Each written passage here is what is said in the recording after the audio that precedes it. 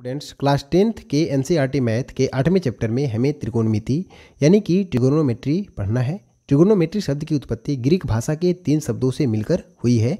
पहला है ट्री, जिसका अर्थ होता है 3, दूसरा है गोन, जिसका अर्थ होता है भुजा, और तीसरा है मेट्रोन, जिसका अर्थ होता है माप।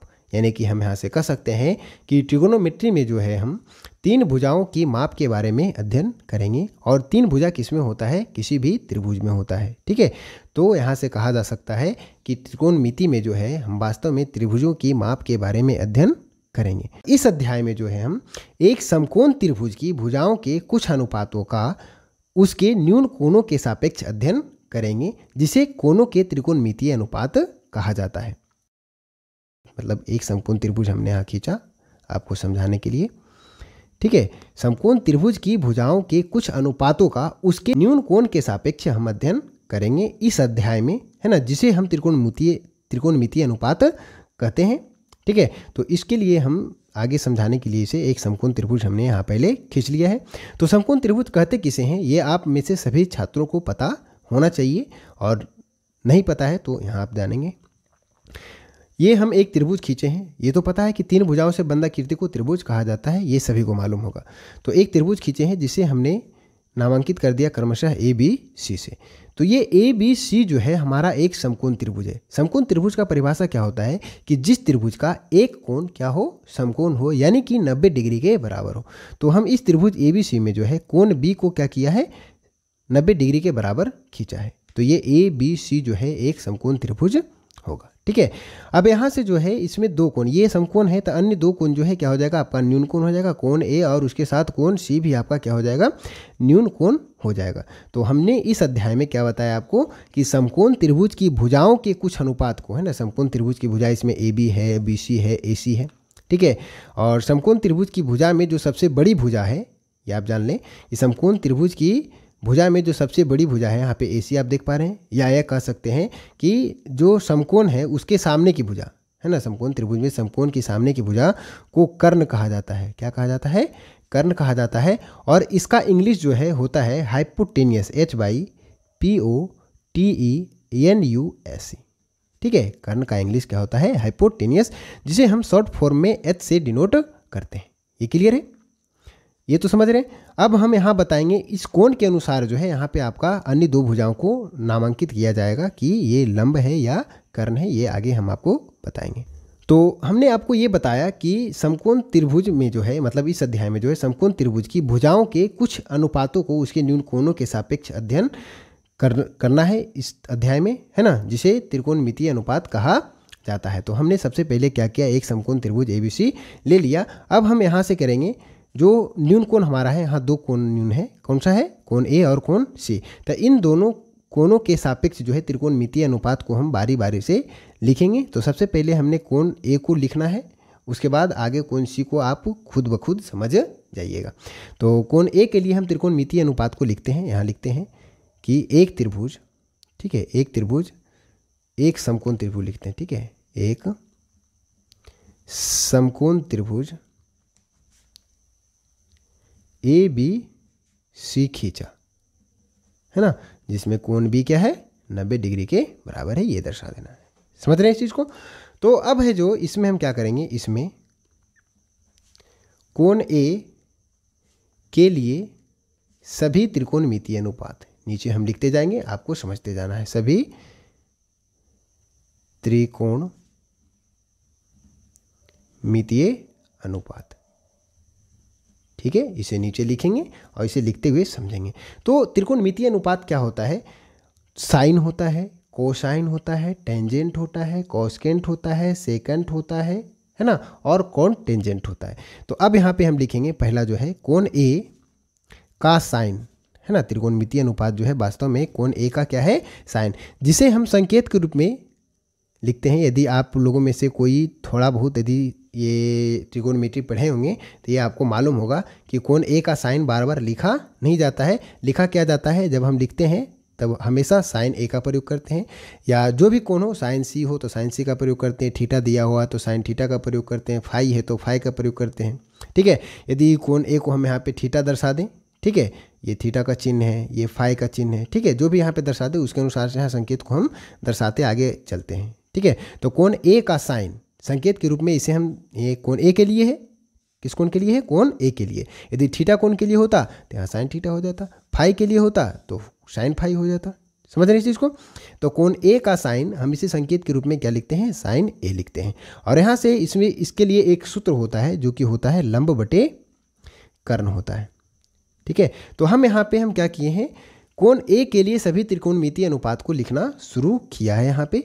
तो जिस कोण को हम यहाँ पे लिखने के लिए शुरू करेंगे, मतलब जिस कोण के लिए हम त्रिकोणमितीय अनुपात लिखना चाहेंगे, उस कोण के ठीक सामने की भुजा क्या कहलाएगी, लंब कहलाएगी। समझ रहे हैं। जिस कोण के लिए हम त्रिकोणमितीय अनुपात लिखना चाहेंगे, उस कोण के ठीक सामने की भुजा क्या होगी, लंब होगी। और लंब का जो इंग्लिश होता है क्या होता है, परपेंडिकुलर, PERPENDICULAR।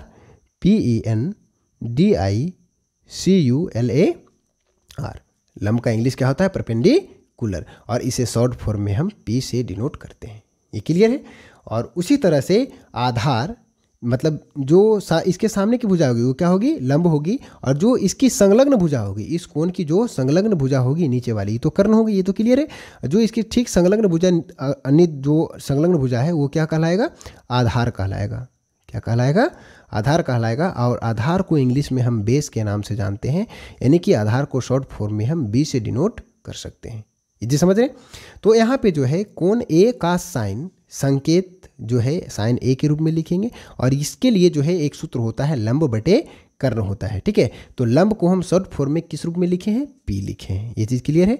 तो पी, और कर्ण को हम क्या लिखे हैं, शॉर्ट फॉर्म में एच लिखे। तो मतलब साइन ए को जो है हम लिख सकते हैं P/H। ये चीज़ क्लियर है। तो साइन ए को क्या लिखा जा सकता है, P/H। और यहाँ पे जो है आप देख पा रहे हैं कि P जो कि लंब है, यानी कि ये BC, ठीक है, ये BC की जो लंबाई है वही आपका क्या होगा, लंब होगा, जिसे हम P से डिनोट किया है। तो यहाँ से P के जगह पे आप BC भी यहाँ पे लिख सकते हैं। और H के स्थान पे क्या लिख सकते हैं, AC। AC कर्ण है ना, तो यहाँ AC लिखा जा सकता है। ये चीज़ क्लियर है। उसी तरह से कोण ए का हमने साइन लिखा है।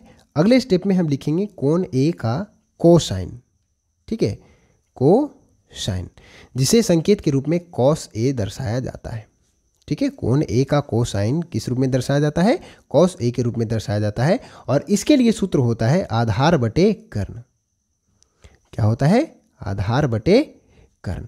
तो ठीक उसी तरह से जैसे हमने इसको लिखा है, आप इस सारे पॉइंटों को याद कर लें तो आपके लिए बेहतर होगा। मतलब साइन ए बराबर लंब बटे कर्ण, या इसको याद कर लें P/H, ठीक है। तो आधार को हम किस से सूचित किए हैं, B से, तो B लिखेंगे। और कर्ण को किससे सूचित किए हैं, H फॉर हाइपोटेनियस, यानी कि H। और यहाँ B क्या है, आधार AB है। आधार क्या है, इस समकोण त्रिभुज ABC में कोण A के लिए आधार क्या है, AB है, तो AB लिखा जाएगा। और H क्या है, ये AC, तो AC लिखा जाएगा, ठीक है। तो कोण ए का कोसाइन का वैल्यू जो है, कोण ए का जो कोसाइन का वैल्यू होगा वो AB और AC के अनुपात के बराबर होगा। कोण ए का साइन का जो वैल्यू होगा वो BC और AC के अनुपात के बराबर होगा। मतलब जो भुजा BC की लंबाई होगी और जो भुजा AC की लंबाई होगी, उन दोनों का अनुपात जब हम निकालेंगे तो साइन, मतलब कोण ए का साइन निकल जाएगा या साइन ए निकल जाएगा। ये चीज़ क्लियर है। तो कोण ए का साइन हमने लिख लिया, कोण ए का कोसाइन लिख लिया। अब हमने क्या लिखना है आगे, कोण ए का टेंजेंट, कोण ए का टेंजेंट, TANGENT, ठीक है। इसको संकेत के रूप में हम tan A लिखते हैं, ठीक। इसका सूत्र होता है लंब बटे आधार।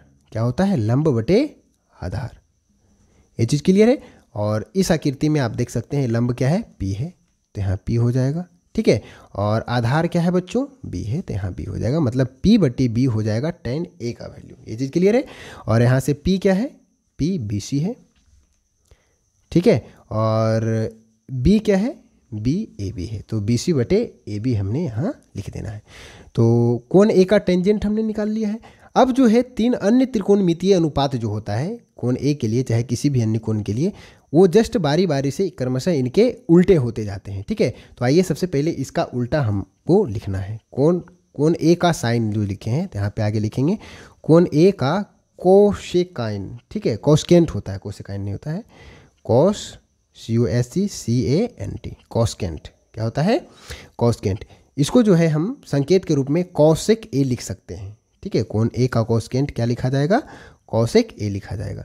और इसका जो फार्मूला होता है, इस साइन ए का क्या होता है, व्युत्क्रम होता है। मतलब ये लंब बटे कर्ण है तो ये क्या हो जाएगा, कर्ण बटे लंब, मतलब जस्ट इसका अपोजिट होता है ये, ठीक है। मतलब इसका वैल्यू यदि 1/7 आता है तो ये 7/1 हो जाएगा, ठीक है। तो ये कर्ण बटे लंब, ठीक है। कौशिक के क्या हो गया, कर्ण बटे लंब। साइन यहाँ लंब बटे कर्ण है, ये क्या हो जाएगा, कर्ण बटे लंब। ये क्लियर है। तो कर्ण यहाँ पे क्या है बच्चों, एच है, यहाँ पे एच लिखना है। और कोण ए के लिए लंब क्या है, पी है, पी लिख देना है।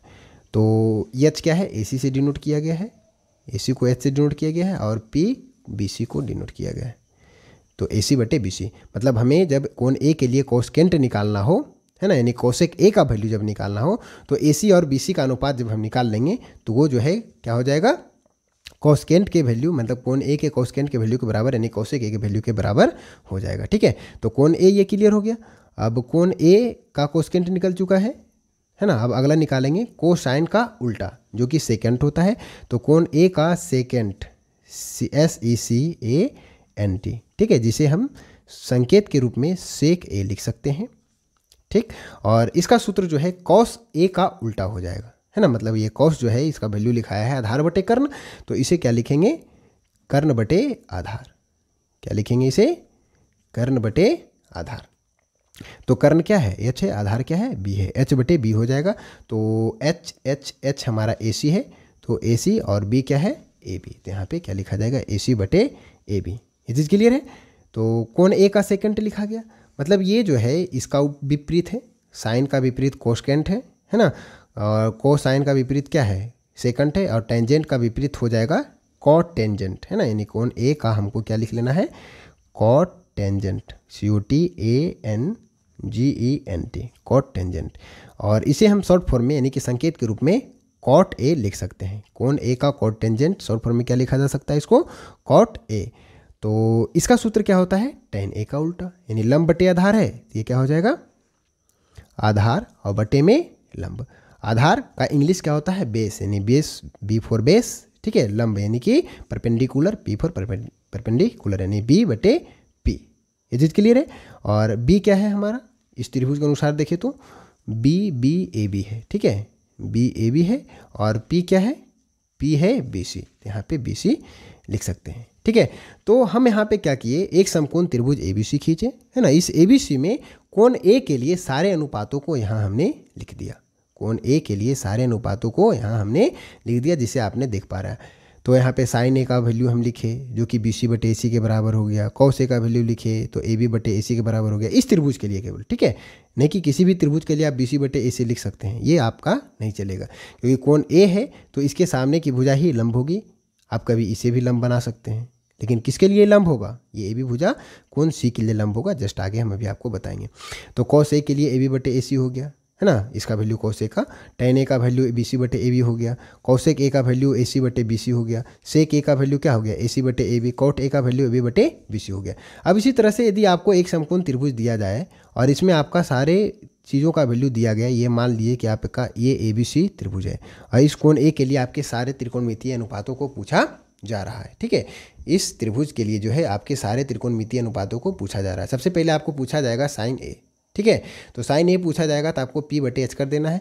तो आपका इसके लिए ये P हो जाएगा, ये हो जाएगा H और ये हो जाएगा B, क्योंकि कोण ए के लिए ठीक सामने की भुजा लंब, ये तो कर्ण होगा ही, और ये क्या हो जाएगा, आधार। तो P बटे H कर देना है। तो 3/5 आपका क्या आ जाएगा यहाँ पे साइन ए का वैल्यू। ठीक उसी तरह से कॉस ए का वैल्यू निकालना है तो क्या कीजिएगा, आधार क्या होता है सूत्र, आधार बटे कर्ण, यानी B बटे H होता है कॉस ए, है ना, B बटे H यानी 4/5 हो जाएगा। इसी प्रकार से आप सारे अनुपातों का वैल्यू यहाँ से निकाल सकते हैं, ठीक। तो यही इसी टाइप के प्रश्न आपको चैप्टर में पूछे जाते हैं, जो कि आगे हम हल करेंगे और आप सीखते जाएंगे, ठीक है। तो कोण ए के लिए हम सारे त्रिकोणमितीय अनुपात को यहाँ पे हमने लिख लिया है, तो यहाँ आपको कोई दिक्कत नहीं होना चाहिए इसमें। अब आगे चलते हैं, हम कोण सी के लिए समझते हैं, ठीक है। कोण सी, ये हमारा ABC था, जो यहाँ हम त्रिभुज बनाए हैं वही त्रिभुज यहाँ पे बनाया है, लेकिन वहाँ पे हमने क्या लिया था, कोण ए को लिया था। अब यहाँ पे हम क्या करेंगे, कोण सी को लेंगे। तो आपको पता है कि यहाँ हमने कोण बी को समकोण लिया था, ये तो कोण बी समकोण होगा यहाँ भी, ठीक है। यहाँ भी हमने क्या किया, कोण बी को समकोण लिया है, और इसके ठीक सामने की भुजा क्या हो जाएगी, कर्ण, जिसे कि हम एच से डिनोट करते हैं, कर्ण हाइपोटेनियस, ठीक है। और उसी तरह से कोण सी है, तो कोण सी मतलब जिस कोण के लिए आपको त्रिकोणमितीय अनुपात लिखना है है ना। जिस कोण के लिए भी आपको त्रिकोणमितीय अनुपात लिखना है उस कोण के ठीक सामने की भुजा क्या हो जाएगी, लंब हो जाएगी, जिसे हम परपेंडिकुलर यानी P से सूचित करेंगे। और इसकी संलग्न भुजा आधार हो जाएगी, मतलब कोण C के लिए आधार क्या हो जाएगा, BC, जिसे हम B से सूचित करेंगे। ठीक है, आधार यानी कि बेस। तो अब जो है इस कोण C के लिए यदि हम सारे त्रिकोणमितीय अनुपात को लिखें तो इसी प्रकार से हम आगे लिख सकते हैं, है ना। यानी साइन A सबसे पहले लिखना है, यानी कोण A के लिए साइन A लिखें यहाँ पे, है ना। तो यहाँ कोण C के लिए क्या लिखा जाएगा, साइन C लिखा जाएगा। तो साइन C जब लिखेंगे तो साइन C के लिए सूत्र क्या है, लंब बटे कर्ण है, यानी P बटे H है। तो लंब यहाँ पे क्या है बच्चों, AB हो जाएगा, है ना। साइन C के लिए लंब AB और कर्ण क्या है, ये देख रहे हैं AC है, तो AB बटे AC। ठीक है, साइन C लिखा गया। उसी तरह से कॉस C लिखेंगे तो कॉस C बराबर क्या होता है, आधार बटे कर्ण, यानी B बटे H होता है, जिसे लिखेंगे हम तो क्या लिखा जाएगा, BC बटे AC।